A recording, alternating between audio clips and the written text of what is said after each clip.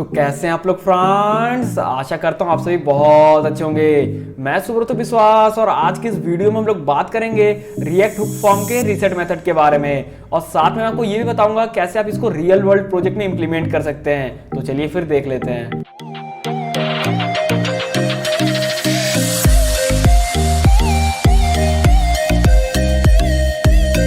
हाँ तो भाई मेरे आज की इस वीडियो में हम लोग बात करने वाले हैं रीसेट मेथड के बारे में, ठीक है। और उसका फिर हम लोग देख लेंगे कि क्या आज हम लोग बनाने वाले हैं। तो रीसेट मेथड जैसा आपने नॉर्मली HTML में अपने पढ़ा होगा फॉर्म्स में, उसमें भी एक रीसेट होता है इनपुट टाइप, ठीक है। उसमें क्लिक करने से सब कुछ फॉर्म पूरा रीसेट हो जाता है, लेकिन उसका कोई लॉजिक नहीं बनता। मतलब अगर यूजर फॉर्म में कुछ लिख रहा है तो उसको रीसेट क्यों करेगा, है ना। लेकिन यहाँ पर भी रीसेट मेथड है और उसका भी यूज सेम ही है। जैसे मैंने यहाँ पर ये फॉर्म है, मान लीजिए यहाँ पर मैं एक बटन बनाता हूँ, नॉर्मल बटन टाइप मैंने रीसेट देता हूँ तो वो क्या हुआ, रीसेट कर देगा, ठीक है। तो अब रीसेट मेथड से भी कर सकते हैं, लेकिन यहाँ पर रीसेट मेथड का रियल वर्ल्ड यूज क्या। आप अगर रीसेट मेथड के अंदर में कोई वैल्यू पास करते हैं, मतलब कि इनपुट का वैल्यू पास करते हैं, ठीक है, तो क्या होगा कि वो जो भी इनपुट एलिमेंट होगा, जो भी उस नेम से मैच करेगा उसमें वो फिल हो जाएगा, ठीक है। एक तरह से वैल्यू सेट हो जाएगा, ठीक है। जैसे कि मान लीजिए ये, इसको मैं कट कर लेता हूँ दिखाने के लिए, नेम है, ठीक है। तो आपने रीसेट मेथड के अंदर नेम लिखा, ऑब्जेक्ट में आपको देना है, और नेम में आपने उस नेम का वैल्यू दे दिया, चाहे कुछ भी हो सकता है, सुब्रत या कुछ भी हो सकता है। तो वो जो जिस इनपुट के नेम से मैच करेगा वहां पर वो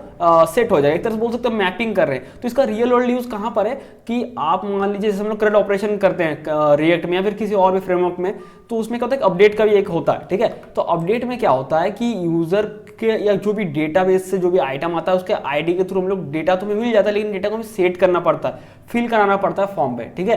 तो हम लोग वहां पर यूज कर सकते हैं रीसेट मेथड। तो हम लोग क्या करेंगे, जो डेटा आएगा हम लोग उसको रीसेट मेथड के अंदर डाल देंगे और फिर वो डेटा फिल हो जाएगा। तो हम लोग आज वही बनाने वाले हैं। ये देखो यहाँ पर जो हमने बनाया हुआ है, तो हमने ये कुछ मैनुअली यहाँ पर फिल नहीं किया हुआ है। तो आपको पता है कि जेसन प्लेस होल्डर पे आपको मिल जाता है डमी डेटा, तो हम लोग यहीं से उठाएंगे, ठीक है। अब बैकएंड से आ रहे हैं तो सेम ही, मतलब अगर बैकएंड ट्राई कर रहे हैं मर्ज स्टैक या फिर कुछ भी है, मोंगोडीबी से डेटा आ रहा है तो एकदम सेम ही प्रोसेस होगा। तो हम लोग आज यूजर्स के ये जो एपीआई फेक एपीआई इसको उठाने वाले हैं, ठीक है। तो अगर मैं यहाँ पर यूजर स्लैश, अगर मैं यहाँ पर /1 हिट करता हूँ तो मुझे फर्स्ट वाले का डेटा मिलेगा, ठीक है। तो बैकएंड में आप डेटा बैकएंड से डेटा ले रहे हैं, तो हम लोग इस डेटा को मान लीजिए कि अपडेट करना चाहते हैं, ठीक है। यूजर इसको अपडेट करना चाहता है, उस पर क्लिक किया तो सिंपली यही यूआरएल हिट होगा।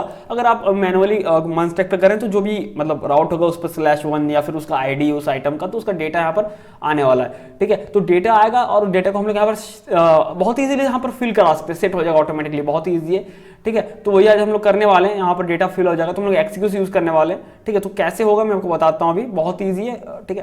भाई मैंने सिंपली लिंक डाल दिया डिस्क्रिप्शन पे, उसको क्लिक करेंगे तो आप इस यहाँ पर इस प्रोजेक्ट पे आ जाएंगे, या फिर जो भी बोल सकते हैं यहाँ पर कोऑर्डिनेटर पे आ जाएंगे, सेम एसी फाइल पे, ठीक है। तो यहाँ पर अभी क्या करते हैं, यहाँ पर 2 है, ठीक है। फाइनल फॉर्म में जो हमारा फाइनल प्रोडक्ट है उसको, तो इसको मैं कमेंट कर देता हूँ अभी के लिए, ठीक है। कंट्रोल के और सी प्रेस करके, और इसको मैं अनकमेंट करता हूँ, जिसमें आपको बताने वाला हूँ ये रहा फॉर्म, ठीक है। तो काफी सिंपल मैंने लेआउट बना के रखा है बस, और कुछ कोडिंग ज्यादा कुछ किया नहीं है। तो अभी मैं जाता हूँ यहाँ पर, इस पर क्लिक करेंगे तो ये यहाँ से टॉगल होगा और ये फॉर्म पे जाते हैं, ठीक है। आप इजीली कोई भी यहाँ पर पैकेज को इंस्टॉल कर सकते हैं, बस आपको सर्च करना है, जैसे मैंने एक्सियोस इंस्टॉल करके रखा है, ठीक है। आपको लिखना है यहाँ पर और बस आपको सिलेक्ट करना है उसको, ठीक है। जैसे कि मैं लिखता हूँ, फिर से एक्सियोस ही लिखता हूँ आपको दिखाने के लिए, इस पर क्लिक करेंगे तो ये पैकेज ऑटोमेटिकली इंस्टॉल हो जाएगा। काफी मतलब कमाल का, बहुत ही फास्ट है, ठीक है। रिएक्ट हुक फॉर्म हमने इंस्टॉल करके रखा है, बाकी सारा सेटअप तो ऑलरेडी मिलता है, ठीक है।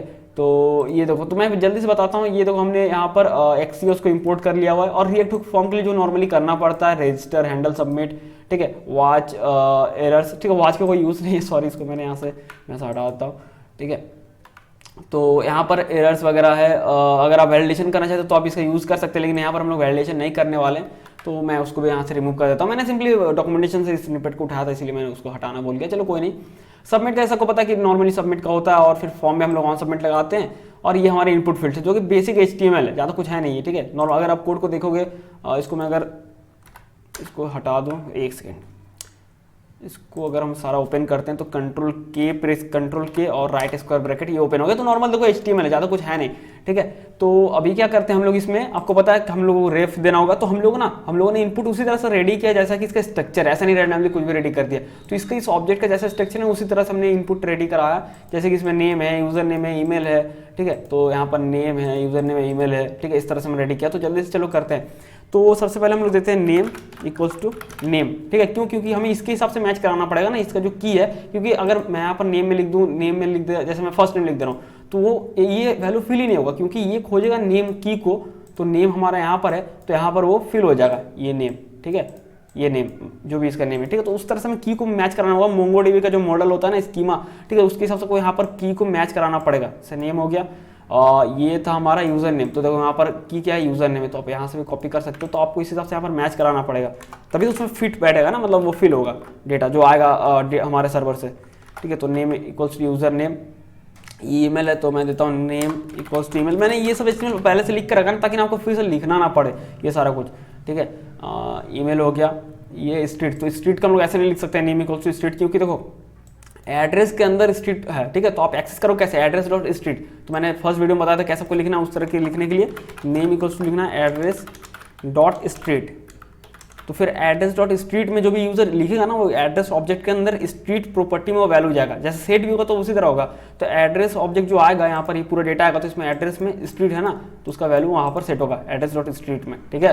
तो स्ट्रीट है, उसके बाद इसको मैं ये रैप कर लेता हूँ, मैं लिखता हूँ name equals to address dot suite, ठीक है। और यहाँ पर हमारा ये हो गया एड्रेस डॉट स्वीट। अब ये यार फिर से मैंने स्वीट लिखा, थोड़ा सा मिस्टेक हो गया, दो बार हो गया। तो ये सिटी है, क्योंकि देखो ऑब्जेक्ट में ना एड्रेस के अंदर स्ट्रीट है, स्वीट है, सिटी है, जिप कोड है। ये जियो को मैं छोड़ दे रहा हूँ, ठीक है, ये कोई काम का नहीं है। तो सिटी और जिप कोड है, तो मैं यहाँ पर उसके सॉरी, तो यहाँ पर मैं लिखता हूँ सिटी, ठीक है, प्लेस होल्डर में लिखता हूँ सिटी, सिटी मैं लिख दिया। और यहाँ पर हमें नेम भी देना होगा ना, जो काम के लिए आए थे, नेम एड्रेस डॉट सिटी।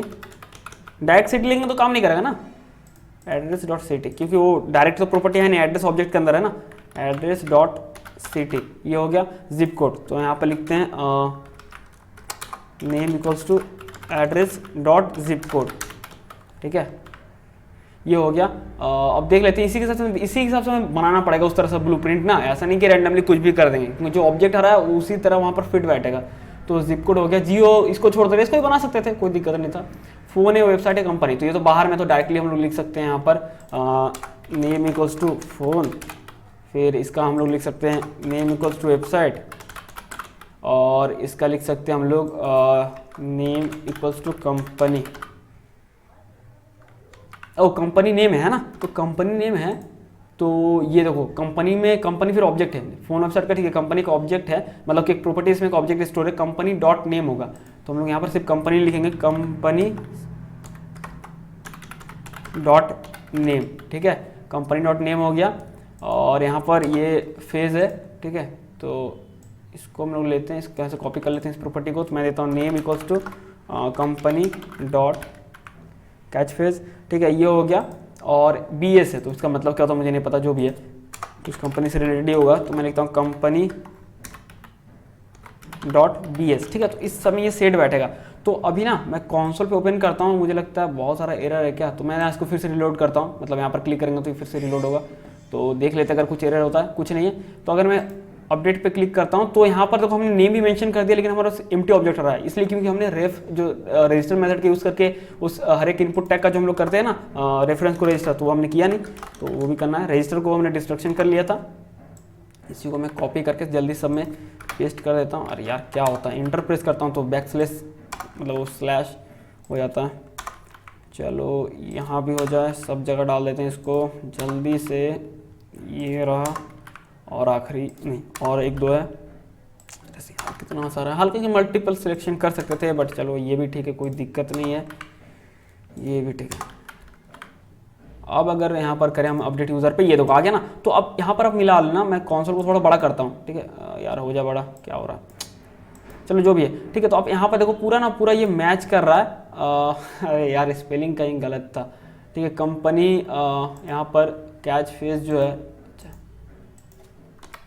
ठीक है, हाँ तो भाई मेरे ये सही है, इसको ना मैं रिलोड किया तब ये जाके हुआ, मतलब कि वो सही था, मतलब कोई दिक्कत नहीं है, बट वो कभी होता है ऐसा। तो इसको रिलोड करेंगे, फिर से मैं यहाँ पर करता हूँ अपडेट यूज़र पे। तो अब ये जो हमारा यहाँ पर ऑब्जेक्ट यहाँ पर जो है आ गया, ठीक है। तो यहाँ पर देखें कंपनी के अंदर तीनों आ रहे थे, वो पूरा मैच करा, कंपनी में नेम कैच फेस BS, ठीक है, ये ना कंपनी में नेम। ये एड्रेस में अगर आप चेक करोगे एड्रेस ऑब्जेक्ट में, तो एड्रेस में आपको मिलेंगे street, sweet, city, zip code, ठीक है। तो उस तरह से सेम टू सेम यहाँ पर मैप कराना एक तरह से, ठीक है, ताकि वो डेटा सही से फिट हो यहाँ पर। तो ये हमारा काम हो गया। ये मैं पहले से स्निपेट बना कितना भी रख सकता था, बट थोड़ा बहुत बताता हूँ, तो लोग यार स्टार्टिंग में कंफ्यूज हो जाते हैं। तो मैं फॉर्म में यहाँ पर क्लिक करता हूँ और कंट्रोल लेफ्ट स्क्वायर ब्रैकेट, तो ये क्या हुआ, एक तरह से ये कॉलेप्स हो गया, तो काफ़ी अच्छा दिख रहा है। तो अभी हम लोग क्या करना है, एक्सियोस को मैंने इंपोर्ट करके रखा हुआ है ऑलरेडी स्निपेट में, अगर नहीं किया हो तो आप इंपोर्ट कर लो, ठीक है। तो अभी हम लोग डेटा को लेंगे सर्वर से और सिंपली इसमें डाल देंगे, फिल कर देंगे, ठीक है।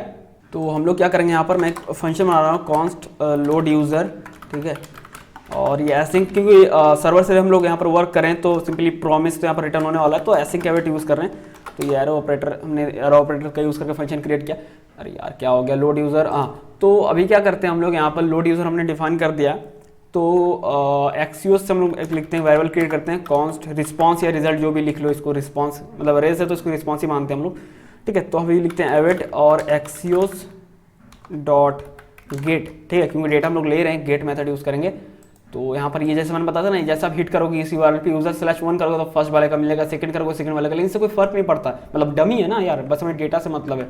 रियल वर्ल्ड में काम करोगे तो आपको सिंपली वो आईडी मेंशन करना पड़ता है, 1 की जगह पे वो आईडी, ठीक है। तो यहाँ पर ये हो गया, और मैं यहाँ पर लिखता हूँ, अभी के लिए मैं दिखाता हूँ console.log, देखते हैं डेटा क्या आता है। तो मैं लिखता हूँ रेज, और इसको मैं यूज इफेक्ट मैंने इंपोर्ट करके ऑलरेडी रखा हुआ है, तो मैं लिखता हूँ यूज इफेक्ट, ये रहा। और इसके अंदर एरो ऑपरेटर का यूज़ करके हमने यहाँ पर फंक्शन डाला है इसके अंदर।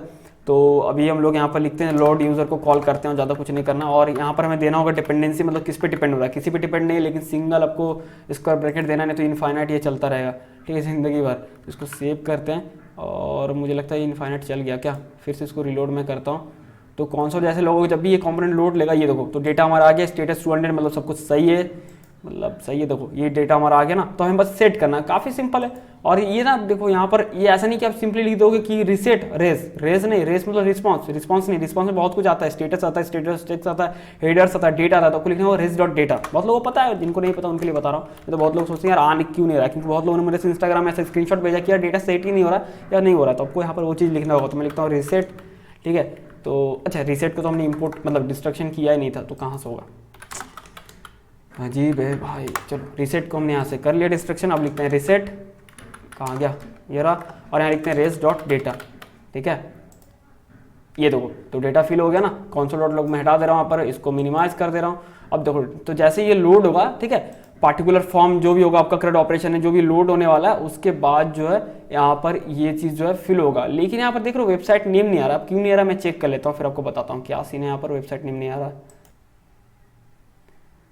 हाँ तो भाई मैंने चेक किया अभी, तो वेबसाइट नेम इसलिए नहीं आ रहा है, सब कुछ सही है, लेकिन मैंने यहाँ पर थोड़ा सा स्पेलिंग मिस्टेक कर दिया था जल्दी लिखने के चक्कर में, वेबसाइट, ठीक है, तो दूसरा कुछ मैं लिख दिया था यहाँ पर। तो अब देखो ये वेबसाइट नेम भी आ गया, क्योंकि डेटा जैसे आ रहा है ना, मैप हो रहा है, हर चीज़ में सेट होगा। तो भाई यहाँ पर स्पेलिंग कुछ और था, वो था कुछ और, उसको नहीं मिला, वो फिल नहीं किया। तो जैसा भी मैंने सही सेट कर दिया वेबसाइट, तो वो में वेबसाइट में आ गया, ठीक है। तो कितना भी डीप और कितना भी कॉम्प्लेक्स डेटा आ रहा है, आप सिंपली इस तरह से आपको बस नेम उस तरह से मैप करना है, मतलब जैसा भी स्ट्रक्चर उस हिसाब से बना लेना है फॉर्म, और रिसेट कर देना है उसको लोड यूजर कर। काफ़ी सिंपल है और बहुत ही कमाल का लगा मुझे रिसेट। नहीं तो नॉर्मली जब हम लोग यूज स्टेट यूज़ करते हैं तो बहुत ज़्यादा परेशानी होता है वैल्यू सेट करने में, अपडेट के वक्त जब आता है अलग ही सीन चलता है उस पर, ठीक है। तो काफ़ी कमाल का है, और रिएक्ट फॉर्म काफ़ी और इसके जो अलग अलग मेथड्स हैं मैं खोज रहा हूँ, क्योंकि मैं ज़्यादातर आपको रियल वर्ल्ड एग्जांपल देने की कोशिश करता हूँ, ताकि आप उसको रियल वर्ल्ड में इंप्लीमेंट कर सको, बजाय कि उसको सीख के याद करने का और ये मान लेने कि यार इसका तो बस इतना ही काम था और कुछ है नहीं, ठीक है। तो फिर लाते हैं और बहुत सारे वीडियो और लाता हूँ रिएक्ट फॉर्म के, लेकिन रियल वर्ल्ड एग्जाम्पल के साथ लाऊंगा, ताकि आपको सीखने में थोड़ा और मजा आएगा और अच्छा लगेगा सीखने में, ठीक है। तो फिर मिलते हैं अगले वीडियो में किसी और टॉपिक के साथ, ठीक है। तो इसको ट्राई कीजिए, मैंने लिंक डाल दिया डिस्क्रिप्शन में, इसको ट्राई कीजिए, सीखिए और अपने प्रोजेक्ट पे इसको इंप्लीमेंट कीजिए, ठीक है। तो मिलते हैं अगले वीडियो में।